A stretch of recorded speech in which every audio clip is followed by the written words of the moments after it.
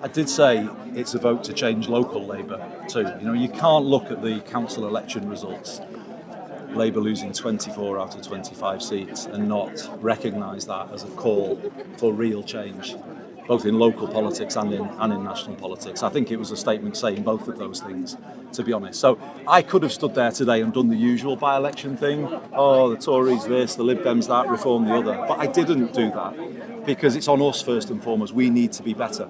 We need to be better. I've asked people in this by-election to knock on every door, to listen to people, to reconnect with people, because we need to do that. We need to change Labour back to the party people here once knew, a party solidly on the side of working class people in communities.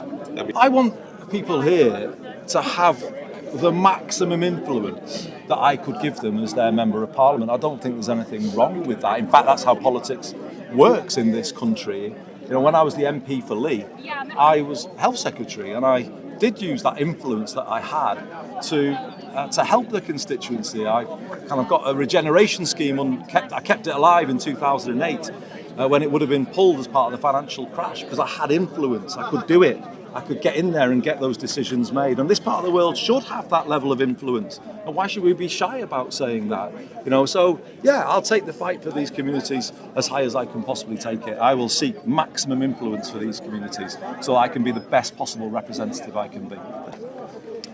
Well, I look at the figures yesterday and I see real progress being made in relation to net migration, way too high under the last government, coming right down now to the low hundreds of thousands. And that is change, and the Home Secretary deserves credit for that change. It's been raised with me a lot on doorsteps this week. They want the sense that they can have confidence again in the system, and I think that confidence is returning from what the Home Secretary is doing. Now, she's bringing forward a further package of reforms, and I agree with the broad thrust of those reforms. Some areas are subject to consultation, and I think we need to find the right balance in relation to those issues. But broadly, I think the job she is doing, as evidenced by the figures yesterday, is the right job and a good job.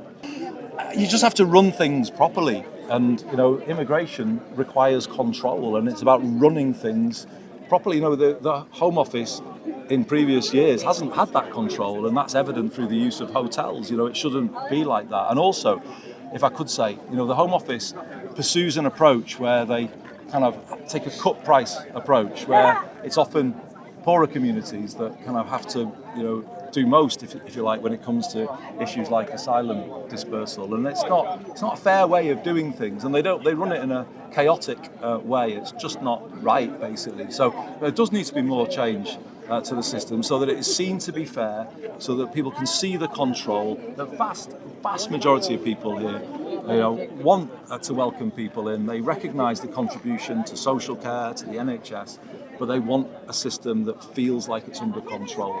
And sadly for this government, it hasn't. They inherited one that wasn't in that position. I'm focusing on what I'm doing in this campaign, the things I'm saying, and as I say, the messages I've given today are pretty clear. I hope you feel that they're clear.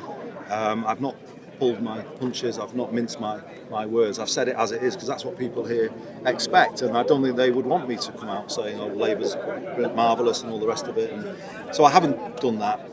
We do need to change. We do need to get back closer to people. We need to be the party they once knew, that they could trust, that would be always on their side, on the side of working class people and communities. And we've just got to acknowledge that. And anyone who does agree with me is obviously welcome here as part of this campaign.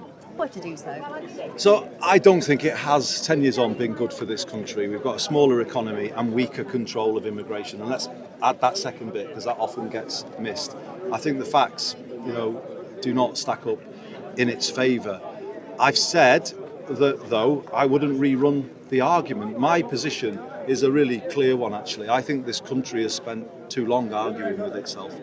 It spent too long rerunning that debate of 10 years ago, arguing about other things, a whole range of things. We've got to stop arguing and got to start focusing, getting people back together again. I would relentlessly focus on domestic issues, fix what's wrong with this country. That's what we've got to do. We all know in our hearts it's not where it should be, it's not working as it should. We know that.